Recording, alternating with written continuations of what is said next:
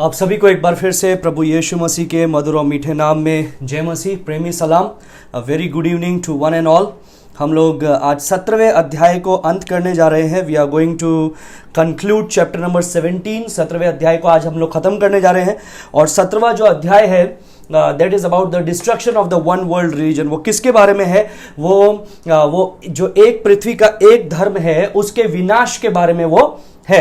हम लोगों ने 3 पॉइंट इसमें से मैंने आपको बताए थे। पहला बिंदु जो मैंने आपको बताया था इसमें से वो था the exposure, second is explanation और थर्ड है एक्सटर्मिनेशन। पहला था एक्सपोजर। एक्सपोजर का मतलब है उसके बारे में आपको विस्तार से जानकारी देना, उसके बारे में आपको खुल करके बताना, उसके बारे में आपको समझाना। और फिर एक्सप्लेनेशन था जिसका मतलब है हम आपको उसको हम लोगों ने उस वचन को जो वहां पर लिखा है उसको एक्सप्लेन किया, या दूसरे शब्दों में बोलेंगे कि तो उसकी बातों को उजागर किया। और तीसरा जो है जो आज हम लोग देखने जा रहे हैं दैट इज द एक्सटर्मिनेशन। वो है एक्सटर्मिनेशन। एक्सटर्मिनेशन का मतलब है विनाश। तो आज हम लोग सेकेंड बिंदु को कंटिन्यू करने जा रहे हैं और साथ में थर्ड एंड लास्ट बिंदु हम लोग देखने जा रहे हैं। सेकेंड बिंदु का 7 और 8 पद हम लोगों ने देख लिया था, लेकिन हम लोग देखने जा रहे हैं 9 पद से लगा करके 15वें पद तक, which is about the explanation.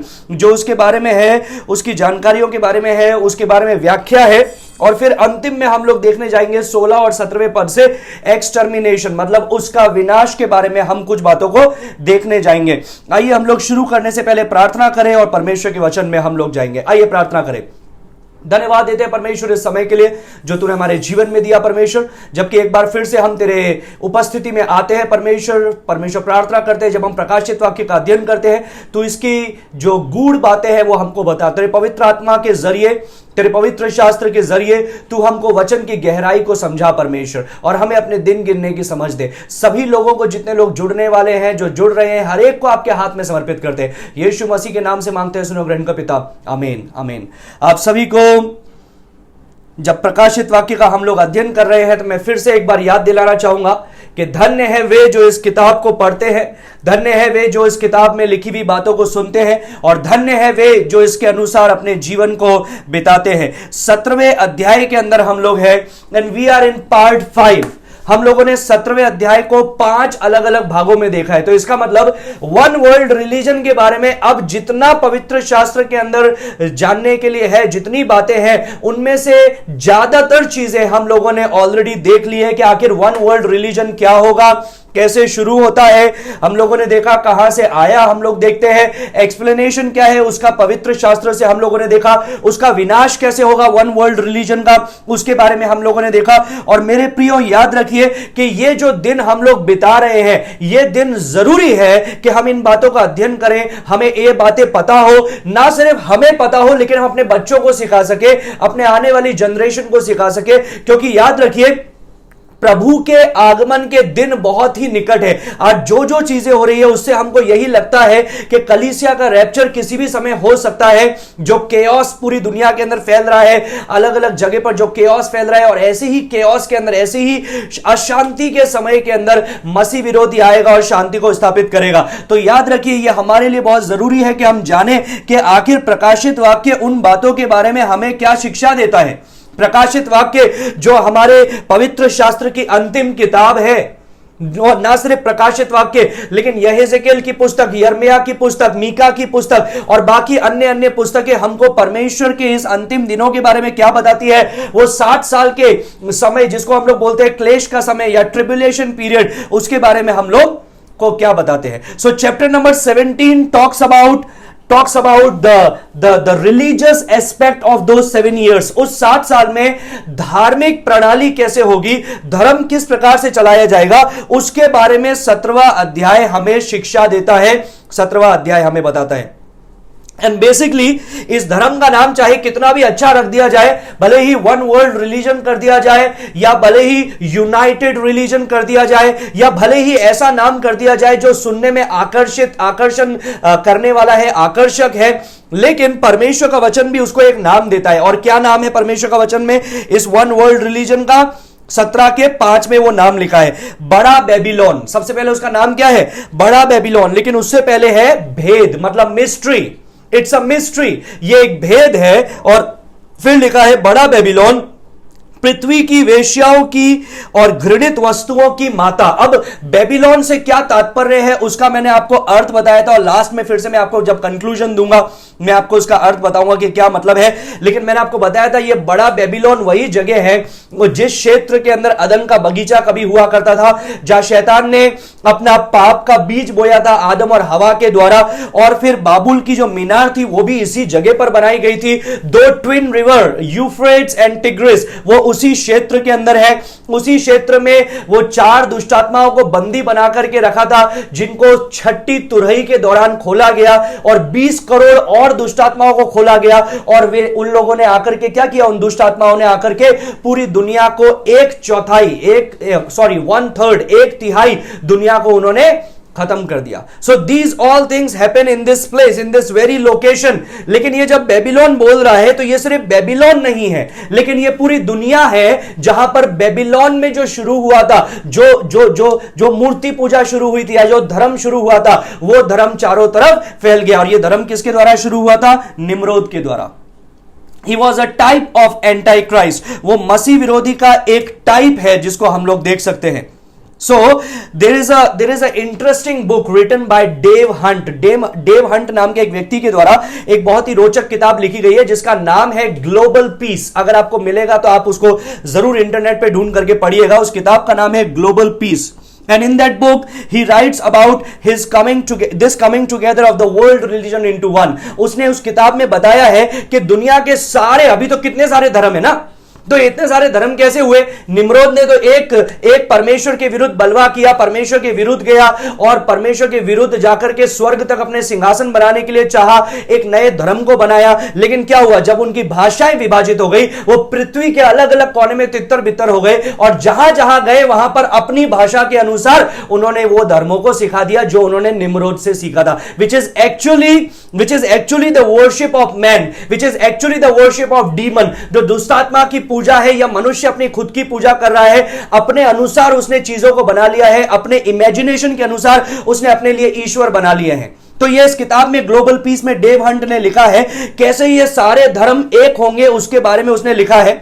और उसने यह भी लिखा है the centre piece which will unite everybody together will be Roman Catholic church. Roman Catholic church होगा जो सेंटर पीस होगा, जो सबको एक साथ में जोड़ेगा। And in this chapter when we come down to verse number 9 I am going to illustrate that point. 9वें पद में जब मैं जाऊंगा तो उसके बारे में मैं आपको बताऊंगा। लेकिन थॉमस मर्टन नाम का एक व्यक्ति था which is a Catholic monk, जो एक कैथोलिक मॉन्क था, एक कैथोलिक फादर था Thomas Merton.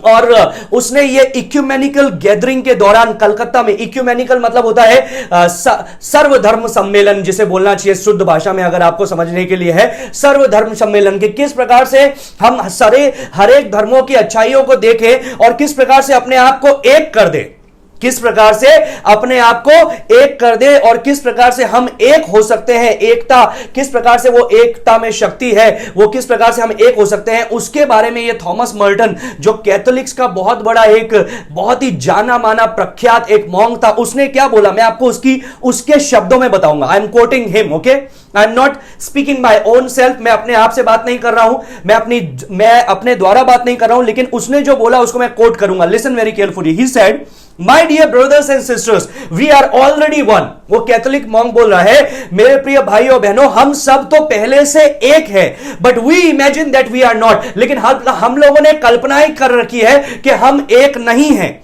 And what we have to discover is our original unity। और हमें क्या याद रखना है, क्या हमें स्मरण करने की जरूरत है, क्या हमें खोजने की जरूरत है? हमारी ओरिजिनल यूनिटी। कौन सी यूनिटी?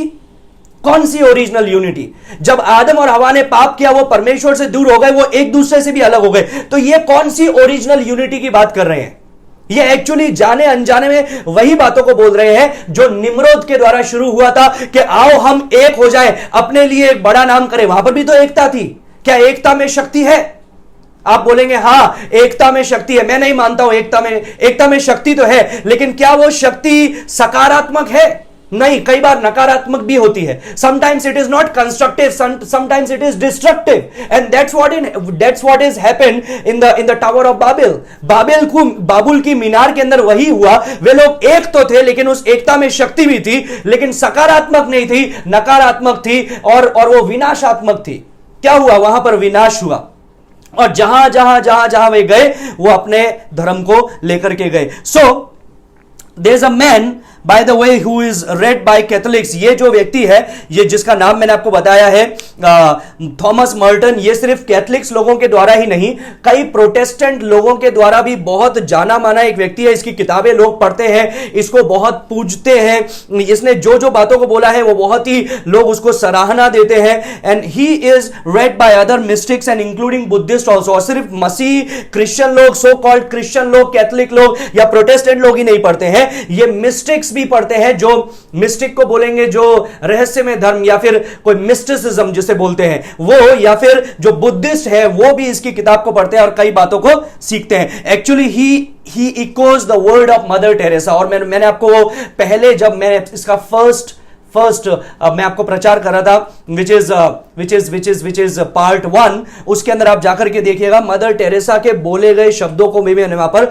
बताया गया है. आई am not against a person but I am against a ideology which is against the word of God. मैं किसी व्यक्ति विशेष के विपरीत नहीं हूं, व्यक्ति विशेष के खिलाफ नहीं हूं, मैं उस आइडियोलॉजीज के खिलाफ हूं, मैं उन धारणाओं के खिलाफ हूं जो परमेश्वर के वचन के खिलाफ है. You need to agree with me.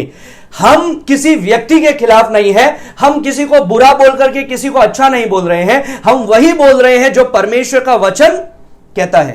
One of the Catholic priest, he stated something like this. Listen very carefully. He said, "We should not hesitate to take the fruit of the age-old wisdom of East." What this Catholic priest said कि हम लोग जो पूर्व की शिक्षा है, पूर्व का जो बुद्धि है, उसको अपनाने के लिए हमें हिचकिचाना नहीं चाहिए. And capture it for Christ. और मसीह में उसको मिलाने से हमको हिचकिचाना नहीं चाहिए. कौन सा ईस्ट का मान्यता, कौन सा ईस्ट का बुद्धि? Many Christians who take their prayer life seriously have been greatly helped by yoga, by Zen, by TM. I'm going to illustrate what is TM, Transcendent Meditation. क्या मतलब है उसका मैं थोड़ी देर में बताऊंगा. TM and similar practices.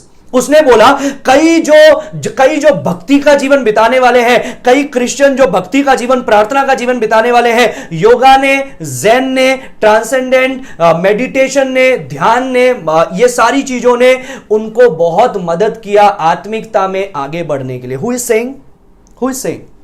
A person who is a Catholic on a higher position, जो एक बड़ा प्रीस्ट के रीति से जाना जाता है. I am quoting them, actually I am not making my own words. Okay, मैं अपने खुद के शब्द नहीं बना रहा हूं, मैं उनको कोट कर रहा हूं.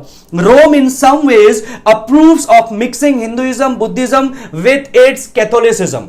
रोम क्या करता है? हिंदुइज्म, बुद्धिज्म को कैथोलिसिज्म के साथ में मिक्स कर रहा है, और अभी इस्लामिज्म को भी कैथोलिसिज्म के साथ में मिक्स कर रहा है. क्यों?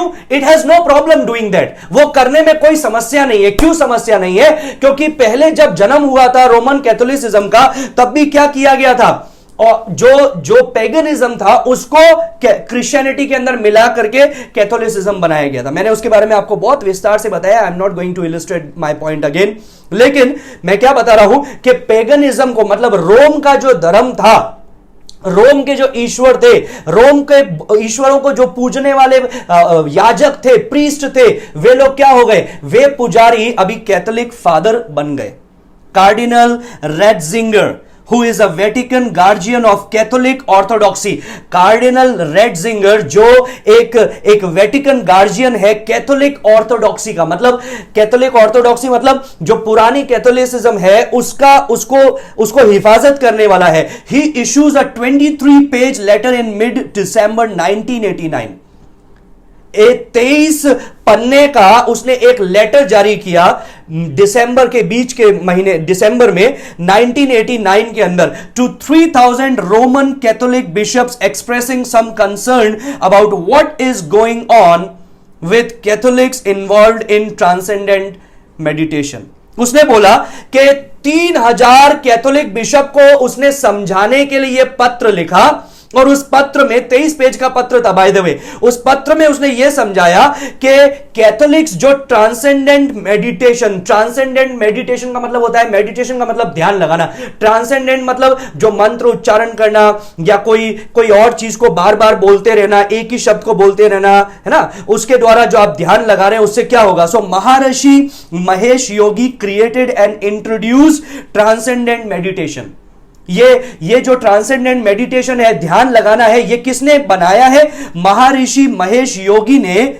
And this moment in India in the mid 1950s, 1950 के दशक में यह बनाया गया था और यह भारत के द्वारा प्रचलित था, भारत के द्वारा योगी महर्षि महेश योगी के द्वारा वो बनाया गया था, महर्षि महेश योगी के द्वारा। And Zen and yoga and eastern mysticism, तो वो ये जो व्यक्ति था जिसके ऊपर कार्यभार था कि वो सही कैथोलिसिज्म को बनाए रखे और गलत चीजों को ना घुसने दे, उसने 23 पेज का एक लेटर लिखा 3000 रोमन कैथोलिक बिशप को यह समझाने के लिए कि जो कैथोलिक ट्रांसेंडेंट मेडिटेशन में इन्वॉल्व करते हैं, शामिल होते हैं, ज़ेन में शामिल हो रहे हैं, योगा में शामिल हो रहे हैं, ईस्टर्न मिस्टिसिज्म में शामिल हो रहे हैं, आखिर वो क्या है। And his statement however approved by pope John Paul II, pope John Paul II के द्वारा भी इसका जो ये स्टेटमेंट था उसको मान्यता दी गई। Did not condemn eastern mysticism और न्यू एज मेडिटेशन और योगा टेक्निक्स। उस 23 पेज में उसने क्या बोला कि ये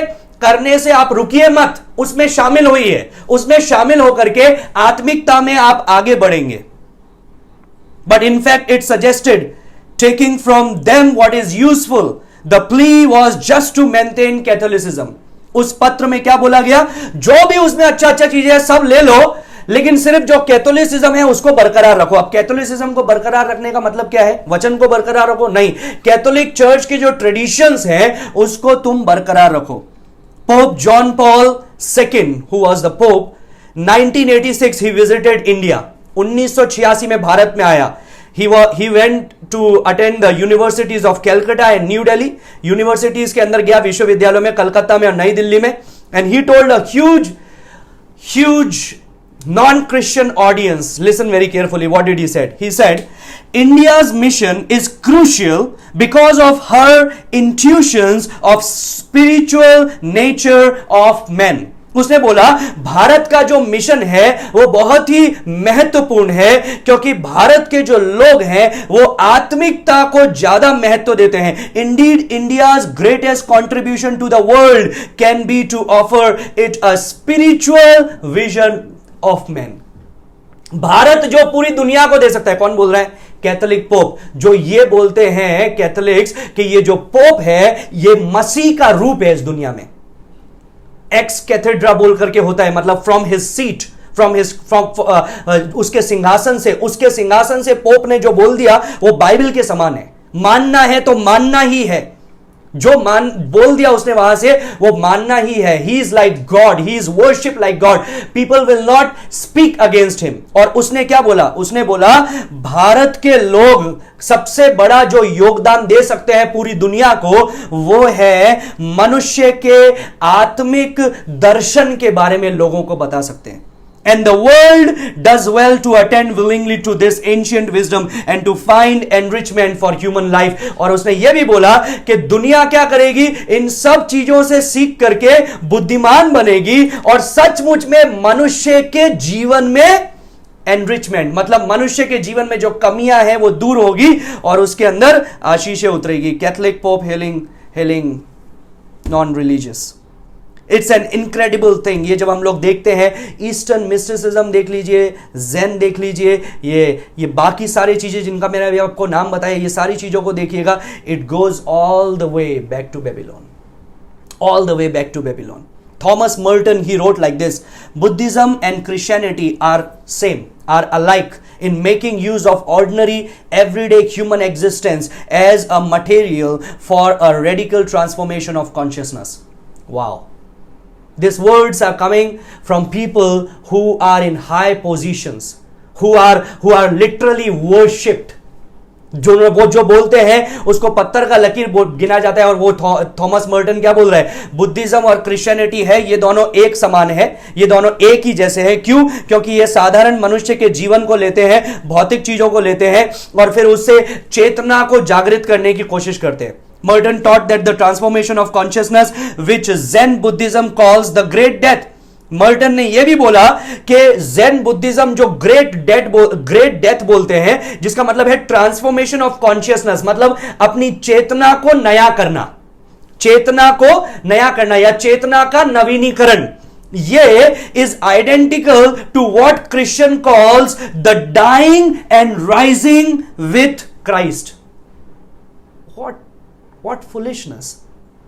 क्या बोला उसने बोला, थॉमस मर्टन जो कैथलिक्स के द्वारा बहुत ही जाना माना व्यक्ति है, प्रोटेस्टेंट उसकी किताबें पढ़ते हैं, बुद्धिस्ट उसकी किताबें पढ़ते हैं, बहुत ही प्रख्यात विख्यात एक व्यक्ति है। उसने बोला ज़ेन बुद्धिज्म के अंदर जो ग्रेट डेथ है, मतलब जो ज़ेन बुद्धिज्म बोलते हैं महान मृत्यु, मतलब चेतना का नवीनीकरण, ये मसीही की जैसे ही है, एक क्रिश्चियन की जैसे ही है। और एक क्रिश्चियन उसको बोलता है मसीह के साथ में मरना और मसीह के साथ में नया जीवन। Is that the same? Is that the same? Pope John the 13th and Pope Paul the 6th joined such notable as Dalai Lama, Anwar Sadat, who's a Muslim, and a UN Secretary General U Thant, who is a Buddhist, to form what is called the Temple of Understanding, known as the United Nation of World Religion। Pope John 13 और pope Paul 6 उन्होंने दलाई लामा, अनवर सदात जो एक मुस्लिम है, और एक UN का secretary general जिसका नाम है यूथैन जो एक बुद्धिस्ट है, इन सब के साथ में मिलकर के उन्होंने क्या किया, उन्होंने एक टेंपल ऑफ अंडरस्टैंडिंग बनाया, and which is actually United Nation of world religion, जो United Nations of world religion है, पूरी दुनिया को एक करना। So my dear brothers and sisters, this has already started. This has already started. We know it because the word of God tells us. But what about your children? उनके बारे में क्या? अगर उनको सही वचन का शिक्षा नहीं दिया, they spend most of their time on Facebook, most of their time on YouTube, most of their time on TikTok, most of their time on so-called social medias, और अगर उनको ये सारी चीजें नहीं पता है, they will fall prey very easily. बहुत आसानी से वो उस दिशा में चले जाएंगे। I'm going to tell you, ये बहुत ही चालाकी से घुसने वाली चीजें हैं। ऐसे ही नहीं कि नहीं ये गलत है, ऐसा नहीं, यहां पर आ जाओ, ऐसे नहीं है। सच्चाई 99% है, 1% झूठ मिला करके झूठ पिलाने वाले चीजें हैं। It's director of international programmes Louis Dolan, who is a Catholic priest, Catholic Archbishop Angelo Fernandez, the president of Geneva-based World Conference on Religion and Peace, organized to bring together a growing network involving all the major religions of the world। और मैंने आपको यह भी बताया था कि अभी के जो पोप फ्रांसिस है, उन्होंने what was the date? Yes, 14th May 2020 14th में आप लोगों ने भी किया होगा, वर्ल्ड प्रेयर डे सेलिब्रेट किया। एक्चुअली व्हाट इट इज, उसने यही बोला कि जितने धर्म है दुनिया में भैया, सब प्रार्थना करो उस दिन, अपने अपने ईश्वरों से सब प्रार्थना करो कोरोना जाने के लिए, शांति आने के लिए, और जो परमेश्वर है वो तुम्हारी प्रार्थनाओं को सुनेगा। It is a form of one world religion. ये वन वर्ल्ड रिलीजन का एक फॉर्म है कि आ जाओ, सबको मिलाकर के एक कर देते हैं, एक बना देते हैं। That's what the word of God says to us. That's what the word of God says to us. His Holiness Dalai Lama, who is worshipped by most Tibetan Buddhists, जो तिब्बतियन बुद्धिस्ट उसकी आराधना करते हैं, Dalai Lama, he met twice Pope Paul VI, Pope Paul 6 को 2 बार मिला, 5 बार Pope John Paul II को मिला, वो उसका अच्छा दोस्त था, और उसने इस प्रकार से कहा, both of us have the same aim, हम दोनों का एक ही दर्शन है, हम दोनों का एक ही नजरिया है, हम दोनों का एक ही लक्ष्य। और क्या लक्ष्य है? वो लक्ष्य यही है, to bring everybody together, to unite everybody together, सबको एक साथ रखना, सबको एक साथ लाना। This is the world wide effort, And I said, this is the worldwide effort. One world religion is a worldwide effort, and Roman Catholicism or Rome will play a major role in it. Roman Catholicism या जो रोम है वो one world religion में एक मुख्य किरदार निभाएगा. लेकिन ये सिर्फ रोमन कैथोलिक्स नहीं है. Don't think one world religion is Roman Catholicism. That's what most of the people they say. It's not Roman Catholicism. Roman Catholicism जो है, रोम है, वो इसके अंदर मुख्य भूमिका निभाएगा, लेकिन ये रोमन कैथोलिसिज्म नहीं है. I have met many people who are really Catholics, जो कैथोलिक्स थे लेकिन उन्होंने प्रभु को स्वीकार किया. They receive Jesus in their life, born again. This is not Roman Catholicism. Roman Catholicism और Rome will play a major role in this. लेकिन ये सारे धर्मों को एक करना है and it is coming up together. वो एक साथ आ रहा है. हमको पता है कि बाकी कोई भी चीज एक नहीं कर सकती है. धर्म सबसे बड़ा मुद्दा है. अगर धर्म सबसे बड़ा मुद्दा नहीं, अगर आप बोलेंगे नहीं धर्म सबसे बड़ा मुद्दा नहीं, सबसे बड़ा मुद्दा नहीं है, सबसे बड़ा मुद्दा है हमारा एजुकेशन, सबसे बड़ा मुद्दा है हमारा धन दौलत, सबसे बड़ा मुद्दा है हमारा नौकरी पेशा और ये सारा चीजें, अगर ये जरूरी है तो आप देखिए कितने सारे डेवलप्ड कंट्रीज हैं, उनमें उन तक में भी धर्म को लेकर के समस्याएं आ रही है. Everywhere, because this is the core. जो समस्या का जड़ ही था वो धर्मों का शुरू होना निम्रोद के द्वारा, जिसको टावर ऑफ बाइबल बोलते हैं. So the anti Christ will come riding on a white horse. ये जो मसीह विरोधी है वो आएगा. दुनिया तो अलग अलग है, दुनिया धर्मों से बटी हुई है, भाषा से बटी हुई है, पॉलिटिकली बटी हुई है, लेकिन क्या होगा, ये सब एक हो रहे हैं. और मसीह विरोधी चैप्टर नंबर 6 के अंदर हम लोग देखते हैं पहली मोहर जब खोली जाएगी 7 साल के समय में, शुरू होने के समय में, तब क्या होगा, तब मसीह विरोधी आएगा और इस दुनिया के अंदर शांति को स्थापित करेगा. वो सफेद घोड़े पर आता है. इसका मतलब क्या है, शांति लेकर के आता है. सिर्फ सफेद घोड़े पर नहीं आता है, उसके हाथ में एक धनुष है, लेकिन उसके हाथ में उसके बाण नहीं है. दैट मीन्स व्हाट, कि वो पीस के द्वारा, शांति स्थापित करने के द्वारा दुनिया को एक करेगा. एंड उसके जो मेन रोल उसके अंदर जो साथ देने वाला है वो है झूठा भविष्यवक्ता भी, विच इज द सेकंड बीस्ट, जो झूठा भविष्यवक्ता है. सो chapter number 17 talks about those things. 1 to 6 हम लोगों ने उसका एक्सपोजर देखा. हम लोगों ने देखा उसके बारे में परमेश्वर का वचन हमको क्या क्या एक्सपोज करता है. एक्सपोजर का मतलब है अनावरण, मतलब पर्दे को हटाना. फिर हम लोगों ने दूसरा देखा एक्सप्लेनेशन. एक्सप्लेनेशन का मतलब है उसके बारे में उल्लेख करना या व्याख्या करना या उसको समझाना. जो 7वें पद से 15वें पद तक है, 7 और 8 हम लोगों ने देखा था. हम लोग थोड़ा और उसके और आगे देखेंगे और अंतिम में द एक्सटर्मिनेशन हम लोग देखने वाले हैं. So verse number 7 it give us the introduction to the explanation. उस एक्सप्लेनेशन का या व्याख्या क्या या उस समझाने के पीछे जो परिचय है वो 7वां पद हमें देता है. जब स्वर्गदूत आकर के यूहन्ना से बोलता है तू चकित क्यों होता है, एक्चुअली जो शब्द चकित लिखा हुआ है वो शब्द लिखा है कि तू घबरा क्यों गया है, तू आश्चर्य क्यों करता है. Don't worry about this thing, I am going to explain to you. मैं तुमको समझाऊंगा, तुम इसके बारे में चिंता मत करो. तू चिंतित क्यों होता है. और 8वें पद में उसके बारे में डिस्क्रिप्शन दिया है, विषय, उसके बारे में अलग अलग बातों को बताया है. और जब बताया गया है तो सबसे पहले वहां पर हम लोग देखते हैं कि वो पशु के बारे में लिखा है कि वो जो 8वें पद में लिखा है, जो पशु तूने देखा, जो पशु तूने देखा. और उसके ऊपर कौन बैठी हुई है, उसके ऊपर ये बड़ी वेश्या बैठी हुई है. दिस प्रोस्टिट्यूट और the harlot is sitting on top of that beast. वो मसीह विरोधी के ऊपर कौन बैठी हुई है, वो वेश्या बैठी हुई है. और वेश्या कौन है, वन वर्ल्ड रिलीजन, वो एक पृथ्वी का एक धर्म, जिसको वन वर्ल्ड रिलीजन बोला जाता है. We have seen the description of it from verse number 18. ये prostitute कौन है, इसके बारे में हम लोगों ने देखा. 15वें पद से भी देखा और हम लोगों ने 18वें पद से भी देखा. 15वें पद से हम लोगों ने देखा था कि जो पानी पर बैठी है, पानी का मतलब क्या है, पानी का मतलब है सब कुछ संचालित करने वाली है, कंट्रोल कर रही है मसीह विरोधी के द्वारा ऑब्वियसली. और फिर दूसरा चीज 18वें पद के अंदर हम लोगों ने उसको देखा कि वो जो स्त्री है वो बड़ा नगर, वो जो स्त्री हेतु ने देखा है वो बड़ा नगर है. बड़ा नगर कौन सा है, बड़ा नगर बताया गया है उसी को जिसको मैंने आपको बताया अभी, बेबीलोन का जगह, बेबीलोन का स्थान. और ये वहां से शुरू हुआ चीज है, इसलिए वो लिखा है. ये सिर्फ एक स्थान विशेष के साथ में या व्यक्ति विशेष के साथ में जुड़ा हुआ नहीं है, लेकिन ये पूरे पृथ्वी पर फैलने वाला है. But it started from Babylon, वो बेबीलोन के द्वारा, बेबीलोन से ही शुरू हुआ. दूसरा हम लोग यहां पर देखते हैं उस पशु के बारे में, और उस पशु के बारे में भी हम लोगों ने कई बातों को देखा.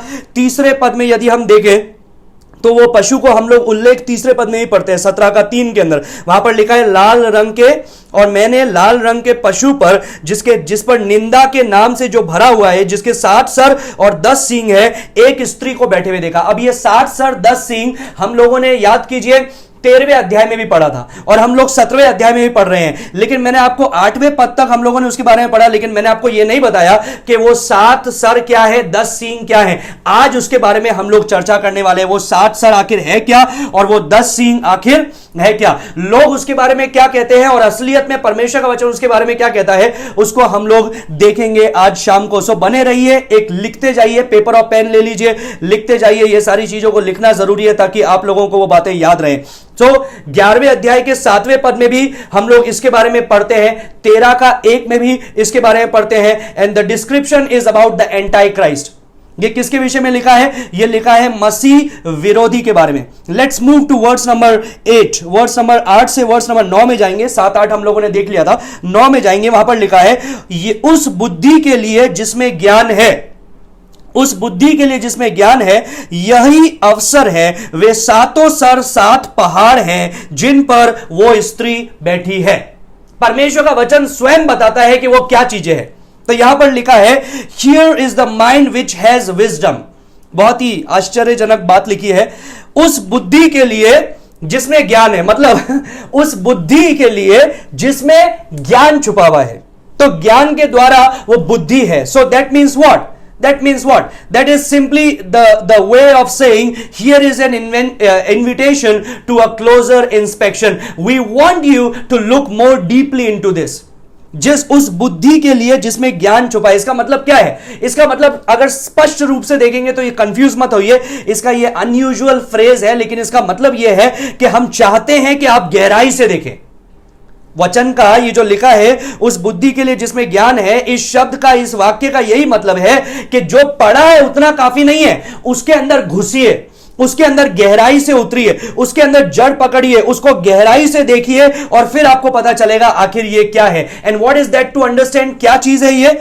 9वां पद में बताता है, वे 7 सिर 7 पहाड़ हैं जिन पर वो स्त्री बैठी है। वो 7 सर 7 पहाड़ हैं जिन पर वो स्त्री बैठी है। ये 7 सर हम लोग तीसरे पद में ही पढ़ते हैं। सुनिएगा, तीसरे पद में क्या लिखा है? उसके 7 सर है जिस पे निंदा के नाम से वो भरा हुआ है, निंदा के नाम से भरा हुआ है। 7 सर और 10 सींग है। अभी इसका मतलब क्या है? Let us take a closer look at it. इसको हम लोग और गौर से हम लोग पढ़ेंगे। द 7 हेड्स और are 7 mountains on which the women sit. 9वां पद बताता है, वे 7 सर 7 पहाड़ हैं जिन पर यह स्त्री बैठी है। कौन सी स्त्री? One world religion. ये वन वर्ल्ड रिलीजन जहां पर बैठा है, जो इसको पावर दे रहा है, जो इसको शक्ति दे रहा है, जो इसको एक कर रहा है, जो इसको एक, पूरी दुनिया को एक बना रहा है, वो क्या है? वो 7 पहाड़ है। ये जो शब्द पहाड़ एक्चुअली लिखा हुआ है in Greek language, it is ore, ORE, ore, और इसका मतलब होता है हाई माउंटेन्स नहीं, बड़े पर्वत नहीं, इसका मतलब होता है छोटे टीले या छोटी छोटी स्थान। इसके बारे में मत्ती 5:1 में भी वही शब्द उपयोग में लिया है, मत्ती 15:29 में वही शब्द उपयोग में लिया है, और यूहन्ना 6:15 में भी वही शब्द उपयोग में लिया है, विच मीन्स स्मॉल हिल, जिसका मतलब है छोटा टीला। ठीक है, लिखिएगा, मत्ती 5:1, मत्ती 15:29 और यूहन्ना 6:15, वही चीजों को इसके बारे में बताया गया है। कई लोग बोलते हैं दिस मीन्स रोम। इसका मतलब है ये 7 सर का मतलब है Rome, which is actually a city built on 7 hills, जिसको बोला जाता है कि ये 7 पर्वत, 7 टीलों पर या 7 पहाड़ पर बना गया नगर है, which is actually Rome. So if you think like that, अगर हम लोग इस प्रकार से सोचते हैं तो फिर से याद कीजिए, ये वन वर्ल्ड रिलीजन आखिर शुरू कहां से हुआ था? बेबीलोन से, और अब रोम से भी ये लिंक हो रहा है, रोम के साथ में भी ये लिंक हो रहा है। इसीलिए कई लोग बोलते हैं दिस मीन्स रोमन कैथोलिसिज्म। इसका मतलब है रोमन कैथोलिसिज्म, क्योंकि ये 7 पर्वत पर बैठी है और रोम को बोला जाता है 7 पर्वत।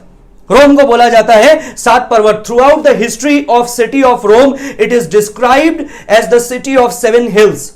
वो 7 पर्वत पर बसा हुआ नगर की रीति से उसको बोला जाता है। रोमन लिटरेचर में वही शब्द लिखा है। उनके गद्य छंद, पद्य छंद, कहानी, किस्सों, कविताओं के अंदर वैसी चीजें लिखी हुई है। लेकिन एक समस्या है, जो विक्टोरिनस, जो पहला कमेंटेटर था प्रकाशित वाक्य पर टिप्पणी लिखने वाला, पहला टिप्पणी लिखने वाला जो व्यक्ति था, परमेश्वर का एक दास विक्टोरिनस, उसने भी यही बताया कि ये जो पद है इट अप्लाइड टू रोम, ये रोम को बताता है। लेकिन मेरे को नहीं लगता है कि ये इतना सिंपल है। अगर इतना सिंपल होता तो इसका शुरुआत ऐसे नहीं होता कि उस बुद्धि के लिए जिसमें ज्ञान है, सिर्फ सात लिखा होता कि वो सात पर्वत पर बैठी है और रोम उसका मतलब है। अगर इतना ही आसान है इसको समझना, नहीं, गहराई में उतरना जरूरी है, इसको गहराई से समझना जरूरी है। इसीलिए ही वचन में पहले ही एक कॉशन दिया गया है, चेतावनी दी गई है, एक उल्लेख किया गया है कि इसको गहराई में जाकर के इसको समझना जरूरी है। क्या गहराई में जाएंगे? सिर्फ 9वां पद पढ़ा तो लोग बोलेंगे रोम है, लेकिन 9वां पद सिर्फ नहीं पढ़ना है, आगे भी पढ़ना है। 10वें पद में लिखा है वे 7 राजा भी है।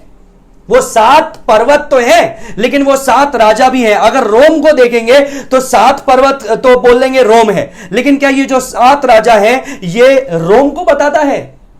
कई लोग उसके भी नाम दे देंगे कि ये राजा, ये राजा, ये राजा, ये नीरो हुआ था, ये हुआ था, ये हुआ था, तो उसका मतलब है 7 राजा। लेकिन आइए परमेश्वर के वचन से देखते हैं कि आखिर ये 7 राजा क्या है, ये 7 पर्वतों का मतलब क्या है। क्योंकि वचन में लिखा है it is a call of discernment. हमको गौर से समझना जरूरी है कि आखिर ये वचन हमको यहां पर क्या कह रहा है। वहां पर लिखा है ये 7 राजाओं के बारे में, और फिर 10वें पद को चालू रखेंगे, वहां पर लिखा है 5 तो हो चुके हैं।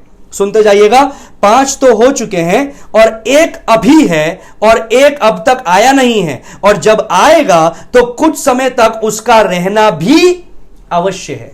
अब ये 7 पर्वत अगर रोम है तो क्या लिखा है? ये 5 हो चुके हैं, एक अभी है और एक अब तक आया नहीं है। जब वो रहेगा तो वो कुछ समय के लिए उसका रहना आवश्यक है। नाउ लिसन वेरी केयरफुली, जितना सरलता से हो सकता है उतना सरलता से मैं आपको ये बताने की कोशिश करूंगा। गौर से सुनिए, ये जो सर है ये कहां पर है?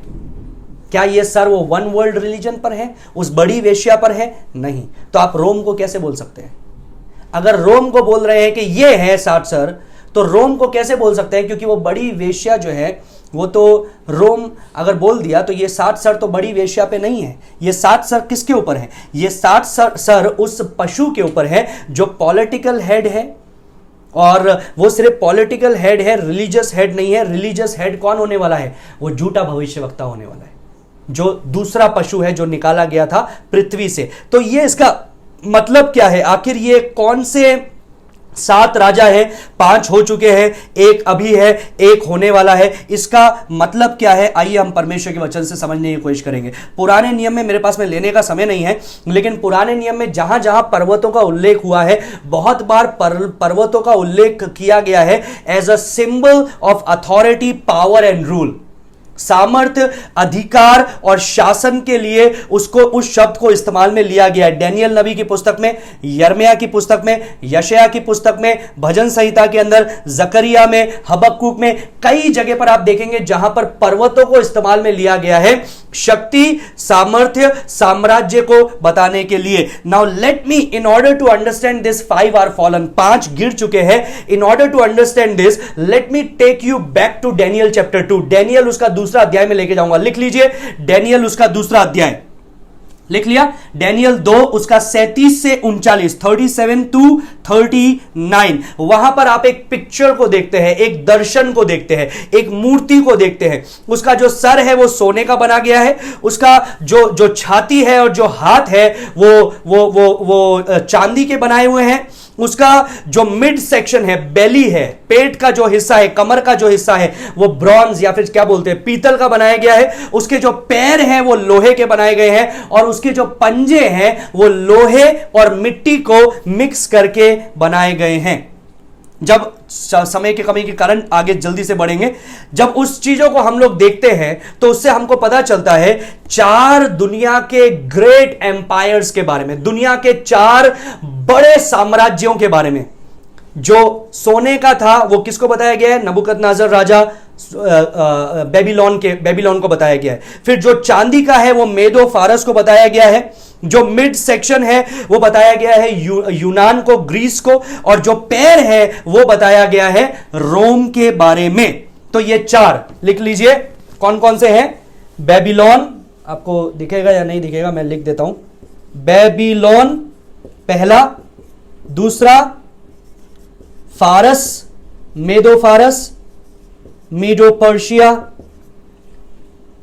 तीसरा लिखिए, तीसरा है ग्रीस या फिर यूनान, चौथा है रोम। रोम। इससे पहले भी दो राज्य, शक्तिशाली राज्य हुए थे। एक था मिस्र, जहां पर 430 साल 400 साल तक 430 साल तक जो इजराइल की प्रजा थी वहां पर बंधुआई के अंदर थी, और परमेश्वर ने मूसा के द्वारा उनको वहां से निकाला। तो इससे पहले कौन सा था? इजिप्ट, मिस्र। और एक और था, मिस्र के बाद में परमेश्वर ने इजराइल को किस देश के द्वारा नाश किया? जब इजराइल ने परमेश्वर की आज्ञा का उल्लंघन किया, बार बार किया, एक देश को बुलवा करके परमेश्वर ने उनको नाश किया। वो कौन सा था? अशूर का या असीरिया। तो ये हो गए 6। कितने हो गए? 6। कौन से हैं? बेबीलोन, मेदो फारस, सबसे पहले मैं बताऊंगा, पहले से मैं बताना चाहूंगा। पहले यूनान फर्स्ट नंबर, उसके बाद में असीरिया के बाद में बेबीलोन, मेदो पर्शिया, ग्रीस और रोम। इसको फिर से मैं नंबर 1 नंबर 2 डालना चाहूंगा, उसके सीक्वेंस के हिसाब से होगा, उसके सीक्वेंस के हिसाब से। या अभी तो मैंने आपको डैनियल की प्रोफेसी के हिसाब से बताया था, अभी मैं इनको सीक्वेंस के हिसाब से बताऊंगा।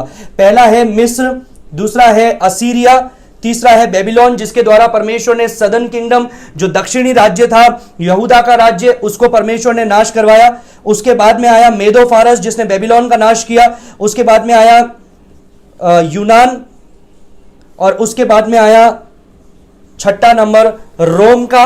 और रोम का उस समय साम्राज्य था। तो जब ये यूहन्ना लिख रहा था तो कौन सा साम्राज्य उस समय था? 5 गिर चुके थे। मिस्र गिर चुका था, असीरिया गिर चुका था, बेबीलोन गिर चुका था, मेदो फारस गिर चुका था, यूनान गिर चुका था। 5 गिर चुके थे। एक उस समय था, क्योंकि यूहन्ना जब लिख रहा था, इनफैक्ट यूहन्ना को पतमोस द्वीप पर रोमन साम्राज्य के द्वारा ही उसको वहां पर फेंका गया। तो जब वो लिख रहा है 10वें पद के अनुसार लिखा गया है 5 तो हो चुके। तो ये 5 राज्य हो चुके हैं, मिस्र, असीरिया, बेबीलोन, मेदो फारस, यूनान हो चुके थे। हाँ, 5 हो चुके हैं। और एक उस समय था, कौन सा राज्य था? रोम का राज्य, जिस समय यूहन्ना लिख रहा था। और फिर यूहन्ना बोलता है एक आने वाला है। वो कौन सा होने वाला है मैं आपको थोड़ी देर में बताऊंगा, लेकिन हेनरी मोरिस ने कुछ लिखा, उसके बारे में मैं बताना चाहूंगा। ये बहुत ही सुंदर व्याख्या की गई है हेनरी मोरिस के द्वारा, बहुत सुंदरता से कुछ ही शब्दों के अंदर इसका उल्लेख किया गया है कि आखिर यहां पर क्या हो रहा है। Though none of these empires ever actually rule the whole globe. ये जो 6 के 6 एम्पायर्स हैं, ये पूरी पृथ्वी पर कब्जा कभी भी नहीं किया है। मसीह विरोधी आएगा, पूरी पृथ्वी पर कब्जा करेगा, लेकिन ये जो 6 एम्पायर्स थी, 6 राज्य थे, इस साम्राज्य थे, इन्होंने पूरी पृथ्वी पर कभी भी कब्जा नहीं किया, पूरी पृथ्वी पर कभी भी शासन नहीं किया। लेकिन 2 चीजों को होना जरूरी है। जब हम लोग इसको इंटरप्रेट करते हैं तो 2 चीजों को होना जरूरी है। पहला, इजराइल के साथ में उनका संबंध होना जरूरी है। दूसरा, परमेश्वर के वचन का कुछ ना कुछ उन्हें ज्ञान होना जरूरी है, या परमेश्वर का कुछ ना कुछ प्रकाशन उन तक होना जरूरी है। Particularly in reference to the land and the people of Israel and these kingdoms opposition to the proclamation of God's word and accomplishment of his purposes in the world। वो बता रहा है ये 6 राज्य पूरी दुनिया पर तो कब्जा नहीं किया, लेकिन इजराइल के लिए और इजराइल के जाति के लिए ये विरोधात्मक 6 राज्य हैं जिन्होंने उन पर कब्जा किया, जिन्होंने उन पर अपना दबदबा बनाया, और साथ में परमेश्वर के वचन को प्रचार करने के पीछे भी पाबंदी लगाई, और परमेश्वर का जो राज्य आने वाला है उसको भी क्या किया, उन्होंने रोकने को चाहा। These of course have not been the only kingdom that have been at enmity with God and his purposes।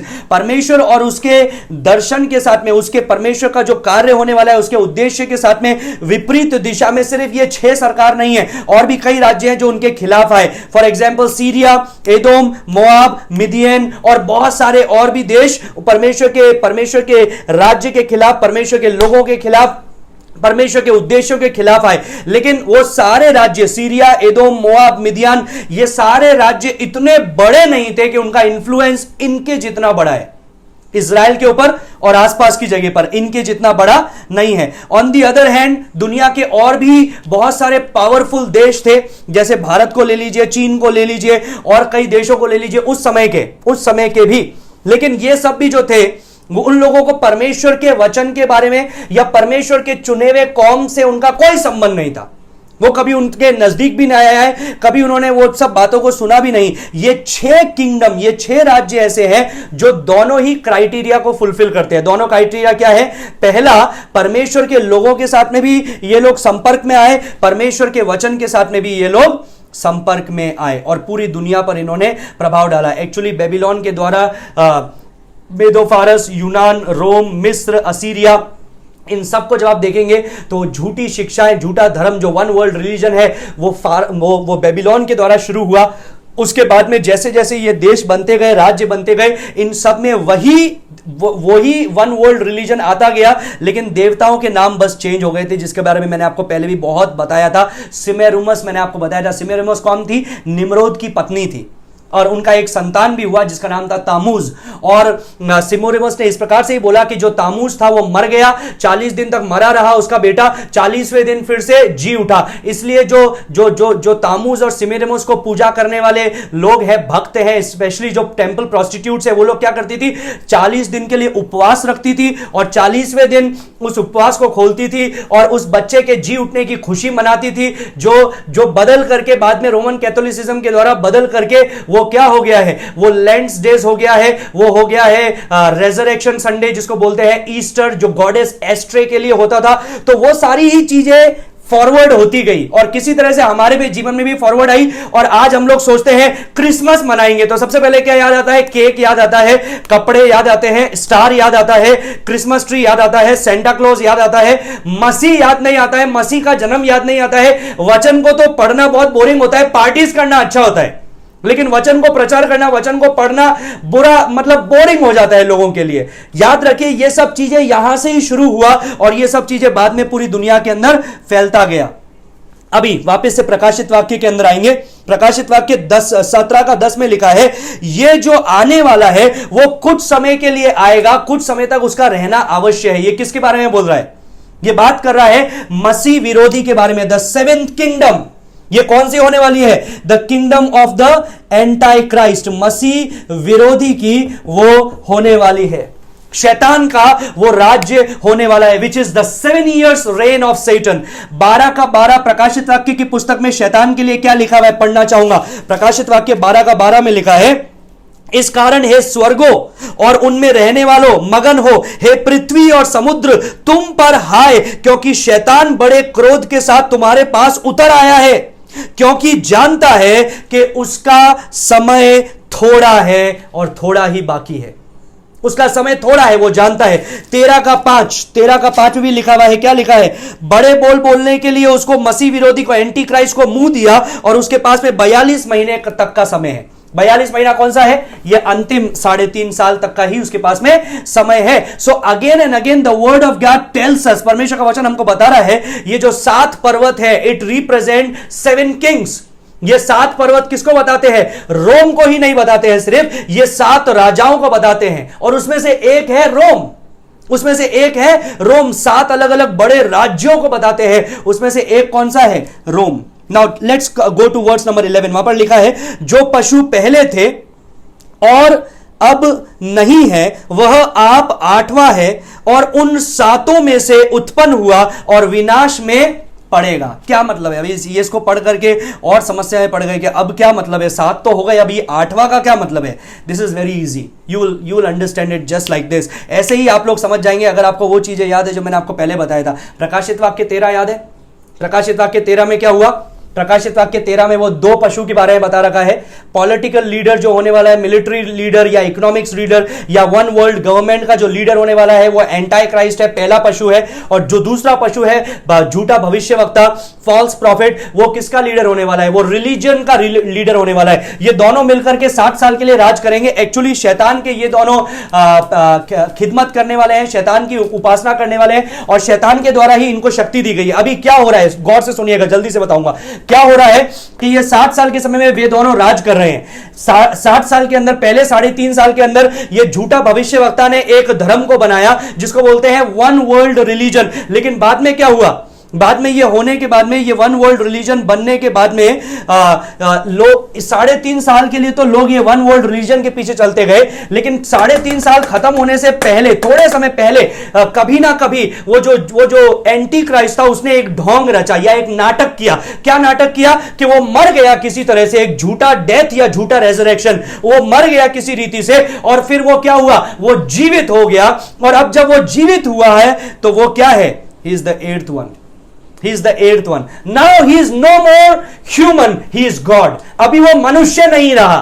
जब वो मर करके जीवित हुआ तो अब वो मनुष्य नहीं रहा, अब वो क्या बन गया, ईश्वर बन गया। इसलिए वहां पर लिखा है 11 के अंदर, जो पशु पहले था, जिसने शुरू किया ये मसीह विरोधी एंटी क्राइस्ट, जो सफेद घोड़े के बारे में बताया गया है पहली मोहर खुलने के साथ में, उसने क्या किया, वो शुरू तो किया वन वर्ल्ड गवर्नमेंट, लेकिन उसके बीच में वो अब नहीं है, मतलब वो मरने का ढोंग रचा है। 13वें अध्याय मैंने विस्तार से बताया था, तो वो आप मैसेज देखिएगा यूट्यूब के अंदर, आपको ऊपर लिंक मिल जाएगा डिस्क्रिप्शन में, उस पर जाकर के देखिएगा, विस्तार से आपको समझ में आएगा। अभी मैं उस समय को वहां पर नहीं बिताना चाहता हूं।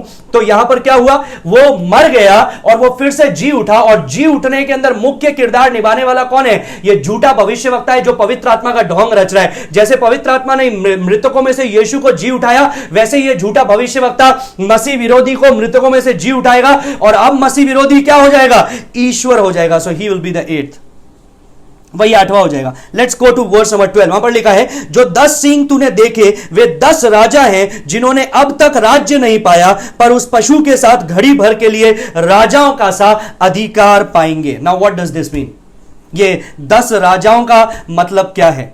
सातवां हम लोगों ने एम्पायर देख लिया, 8वां भी मसीह विरोधी है, वो सब हम लोगों ने देख लिया। अभी ये 10 सींग का मतलब क्या है। सींग का मतलब है, horn is the symbol of power and authority, सामर्थ्य और अधिकार का प्रतीक है सींग। मैंने आपको पहले भी बताया था जब हम लोग 12वें अध्याय का अध्ययन कर रहे थे, 13वें अध्याय का अध्ययन कर रहे थे। ये जो मसीह विरोधी है इसके पास में 10 सींग है, विच रेफर्स टू 10 किंग्स, जो 10 राजाओं को बताते हैं। तो सुनिए, ये मसीह विरोधी वन वर्ल्ड गवर्नमेंट जब बनाएगा तो ये क्या करेगा, दुनिया के अंदर ये तो राज कर रहा है, ये हुकूमत कर रहा है, इसी के द्वारा सारी चीजें हो रही है, इसको किसी और को उत्तर नहीं देना है, सबको इसको उत्तर देना है। लेकिन इसने क्या किया, इसने पूरे ग्लोब को 10 राजाओं के अंदर बांट दिया। इंटरेस्टिंग राइट, 10 राजाओं के अंदर उसने पूरे ग्लोब को बांट दिया। There are some articles in print that talks about dividing the world into 10 zones for ease of ruling.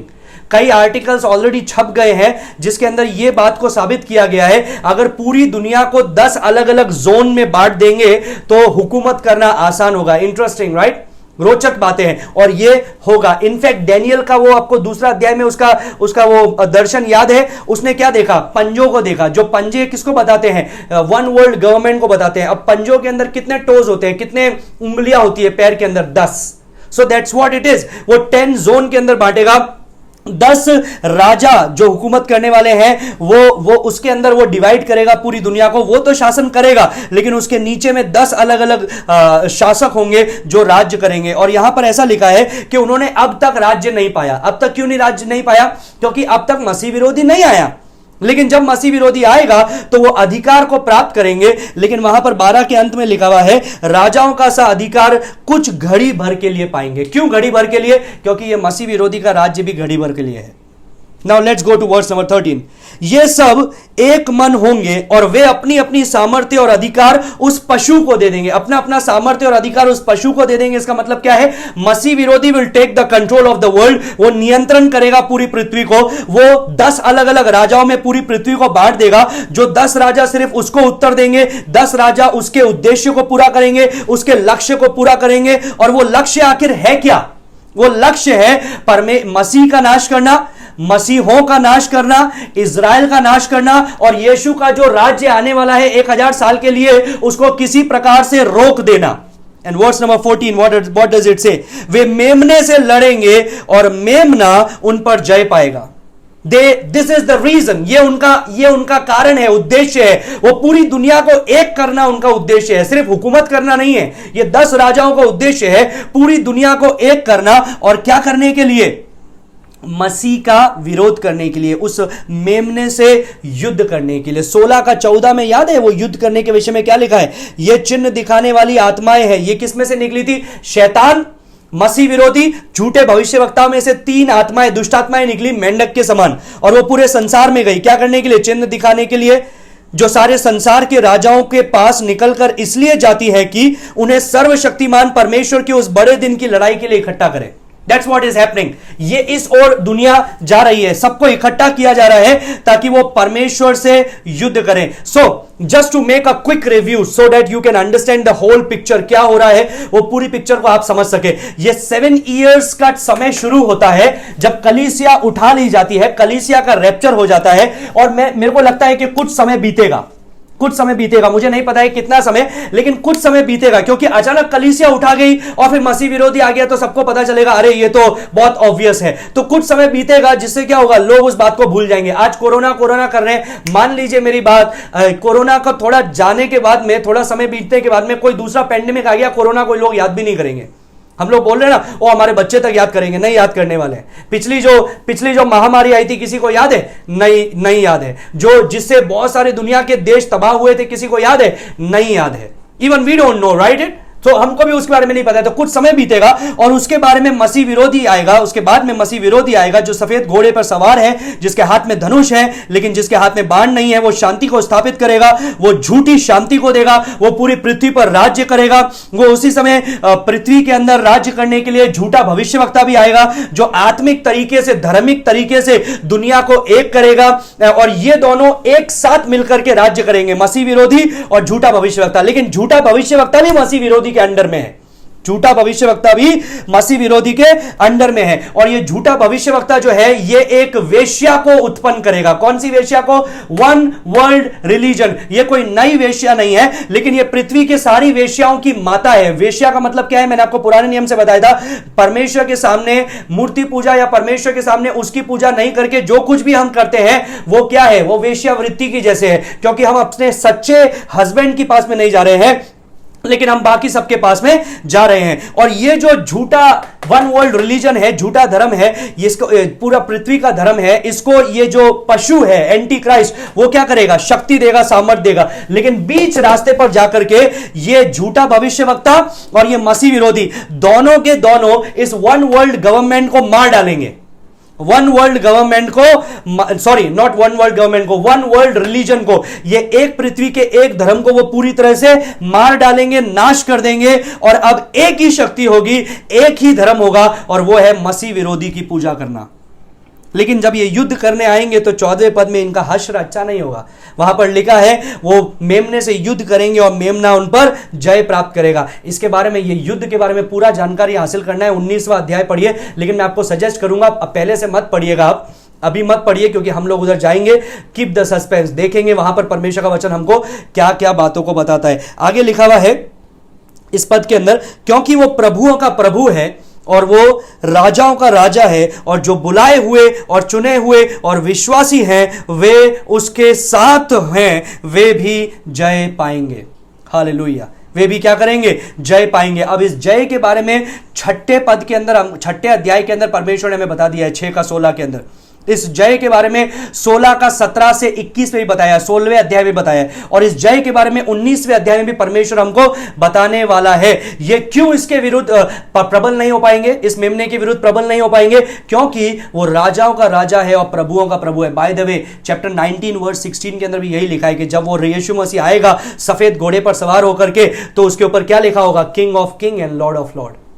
राजाओं का राजा और प्रभुओं का प्रभु। It is a divine title, ये ईश्वरीय शीर्षक है जो व्यवस्था विवरण 10 के 17 में भी लिखा गया है। लिख लीजिएगा, व्यवस्था विवरण 10 के 17 में भी इसका उल्लेख किया गया है। और इसके साथ ये, आई लव दिस, मुझे ये बहुत ही पसंद है, यहां लिखा है उसके साथ में कौन होंगे? जो बुलाए हुए और चुने हुए और विश्वासी हैं वे उसके साथ हैं, वे भी जय पाएंगे। हालेलुया। बुलाए हुए, चुने हुए और विश्वासी हैं वे भी उसके साथ में आएंगे। ये स्वर्गदूतों के बारे में नहीं लिखा है, क्योंकि स्वर्गदूत चुने हुए तो हैं लेकिन बुलाए हुए नहीं है। They don't walk by faith, they walk by sight, because they can not fall into sin. वो पाप के अंदर नहीं पड़ सकते हैं। It has to be the saints. वो संत के बारे में बता रहा है और वो मसीहों के बारे में बता रहा है, विश्वासियों के बारे में, कलीसिया के बारे में बता रहा है। By the way chapter 19 verse 14 में भी इसका उल्लेख किया गया है कि जो कलीसिया है वो यीशु के साथ आएगी। अरमागदन के युद्ध के समय में जब यीशु मसीह आएगा, उसके ऊपर लिखा है यीशु मसीह के ऊपर राजाओं का राजा, प्रभुओं का प्रभु, उसके साथ में कलीसिया भी आएगी जो सफेद घोड़ों पर सवार होगी, जिन्होंने सफेद वस्त्र पहन रखे होंगे। हालेलुया। सो यीशु मसीह क्या बोल रहा है? यीशु मसीह ना सिर्फ इस संसार में जब दुख उठा रहे हैं तो मृत्यु के अंदर हम यीशु मसीह के साथ में हैं, लेकिन एक दिन जब अंतिम जय होगा, जय तो प्राप्त कर लिया है ऑलरेडी, लेकिन जब उस जय का उल्लेख किया जाएगा तो उस जय के अंदर शामिल होने के लिए परमेश्वर आपको और मुझे, संतों को, कलीसिया को भी इस्तेमाल में लेगा। स्वर्गदूत तो आएंगे ही आएंगे। मत्ती 24 के अंदर, दूसरा थिस्सलुनीकियों 1 के अंदर लिखा है स्वर्गदूत आएंगे, लेकिन साथ में कौन होंगे? उसकी कलीसिया होगी। Hallelujah. Aren't you happy that he has not left अस? परमेश्वर हमें छोड़ेगा नहीं कि जरूरी काम के लिए जा रहा हूं, हमेशा के लिए राज्य करने के लिए जा रहा हूं, शैतान का सर्वनाश करने के लिए जा रहा हूं, उसकी सेना को हराने के लिए जा रहा हूं, और हमें बोलेंगे तुम भी तैयार हो जाओ, आ जाओ मेरे साथ में। Hallelujah. I am waiting for that glorious day. उस महिमामय दिन के लिए मैं इंतजार कर रहा हूं। And ultimately finally we come to the third point which is the extermination, verse number 16 and 17। पूरा अध्याय हम लोगों ने समझ लिया, आसानी से समझ लिया। 16वें और 17वें आयत को सिर्फ बाकी है, और 16 और 17 क्या बताता है? Extermination of the harlot. इस प्रोस्टिट्यूट या फिर इस वन वर्ल्ड रिलीजन का विनाश के बारे में यहां पर लिखा गया है। इसका विनाश के बारे में परमेश्वर ने पहले भी हमको बताया है, लेकिन 16वें पद में क्या कहता है उसको देखेंगे। जो 10 सींग तूने देखे वे और पशु उस वेश्या से बैर रखेंगे। 10 सींग तूने देखे वे और पशु उस वेश्या से बैर रखेंगे और उसे लाचार और नंगी कर देंगे, उसका मांस खा जाएंगे और उसे आग में जला देंगे। मैंने आपको बताया एट सम पॉइंट ये मसीह विरोधी और झूठा भविष्यवक्ता, ये दोनों मिलकर के इस वन वर्ल्ड रिलीजन का या प्रोस्टिट्यूट का, ग्रेट प्रोस्टिट्यूट का, या वेश्याओं की माता का, घृणित वस्तुओं की माता का नाश कर देंगे। अभी क्या होगा? अंतिम में एक ही चीज बचेगी। क्या? वो खुद अपनी पूजा करवाएगा। और वहां पर ऐसा लिखा है, इस प्रकार से कहता है वो, वे उस पशु और उस वेश्या से बैर रखेंगे और उसे लाचार और नंगी कर देंगे।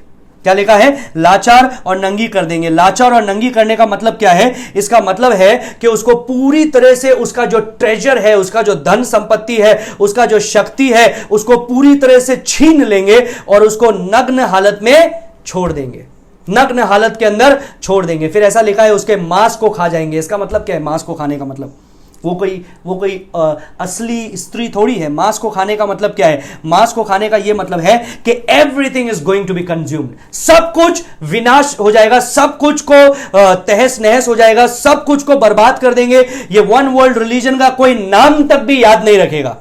अभी they have a new God, एक नया ईश्वर आ गया है, एक नया राजा आ गया है, एक नया शासक आ गया है, एक नई मृत्यु आ गई है, और पुराना का कुछ भी बाकी नहीं रहेगा। और जो कुछ भी बाकी रहेगा, 16 के अंत में लिखा है, उसको आग में जला दिया जाएगा।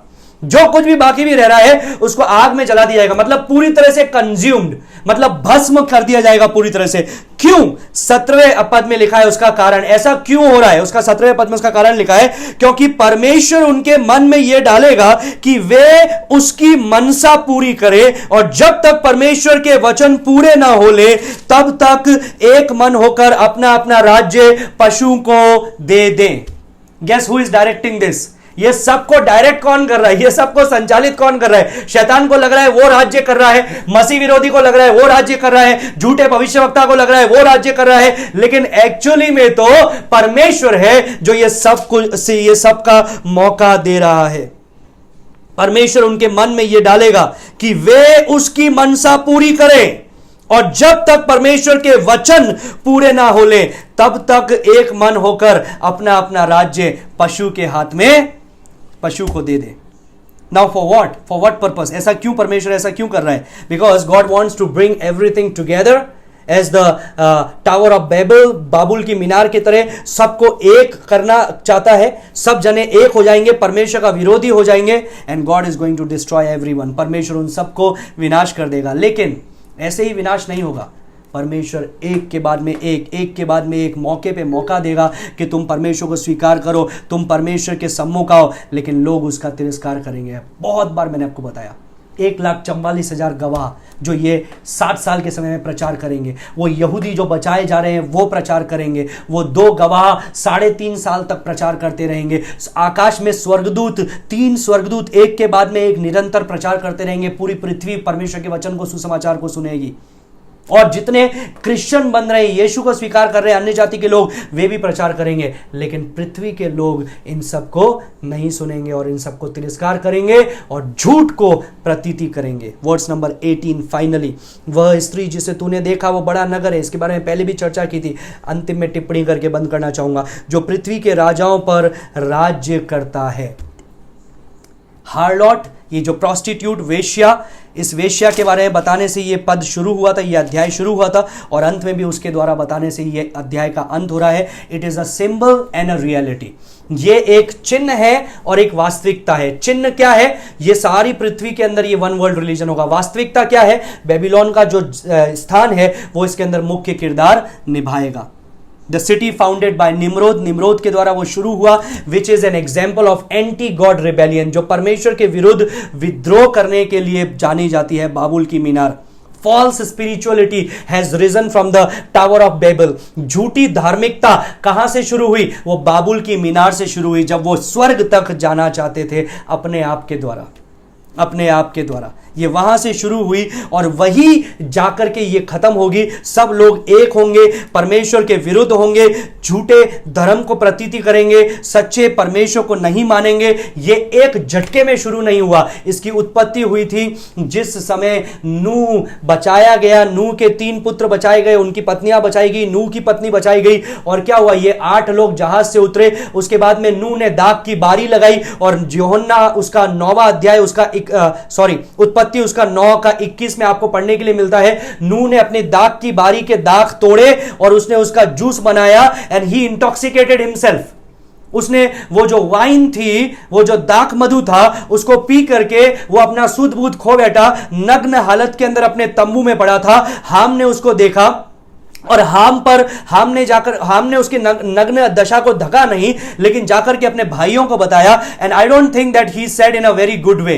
हो सकता है उसने गलत नजरिए से कहा, क्योंकि व्यवस्था विवरण 27 के 16 में उसका उल्लेख दिया गया है कि ऐसा नहीं किया जाना चाहिए, और उसने ऐसा किया और क्या हुआ? उस पर श्राप पड़ा।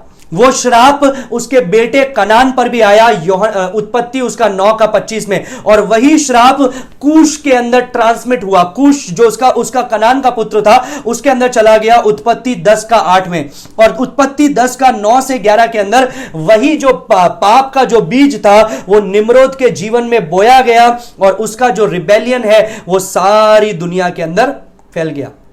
Now lastly the application. इससे आप और मैं क्या सीखना चाहते हैं, क्या सीख सकते हैं आप और मैं? परमेश्वर ये हमको बता रहा है कि सच्चे परमेश्वर की प्रतीति करें, सच्चाई के वचन की प्रतीति करें, नहीं तो क्या होगा? झूठ के अंदर पड़ करके नाश होगा। अगर सच्चे परमेश्वर को नहीं जाना, सच्चाई को नहीं जाना, वचन को नहीं जाना, तो झूठ के अंदर पड़ करके नाश होगा। झूठ के अंदर पड़ करके नाश होगा। It takes courage to stand against the majority. Majority जिस दिशा में जा रही है, इस समय में बहुत सारे लोग, लाखों करोड़ों लोग उस मसीह विरोधी की पूजा करेंगे, झूठे भविष्यवक्ता की बातों को मानेंगे, आकाश में उड़ने वाले स्वर्गदूतों को तुच्छ जानेंगे, वो 2 गवाहों को तुच्छ जानेंगे, वो 144 गवाहों को, साक्षियों को तुच्छ जानेंगे, वो सारे लोगों को जो सुसमाचार सुनाएंगे उसका तिरस्कार करेंगे, वो झूठ की प्रतीति करेंगे, और उनको लगेगा मेजॉरिटी के अंदर शक्ति है, मेजॉरिटी के अंदर सेफ्टी है। There is safety in numbers. जहां पर भीड़ है वहां पर सुरक्षा है, जहां पर भीड़ है वहां पर शक्ति है। लेकिन क्या होगा? We have to flow against the flow. हमें धारा के विपरीत दिशा में तैरने के लिए परमेश्वर का वचन बनाता है। The only way for that to happen if you want to stand against the majority। अगर आप बहुत से लोगों के जो बोल रहे हैं उसके दिशा में नहीं जाना चाहते हैं, लेकिन सच्चाई की दिशा में जाना चाहते हैं, तो 2 चीजों को आपको समझना होगा, what to believe and why a person should believe it। क्या विश्वास करना है और क्यों विश्वास करना है।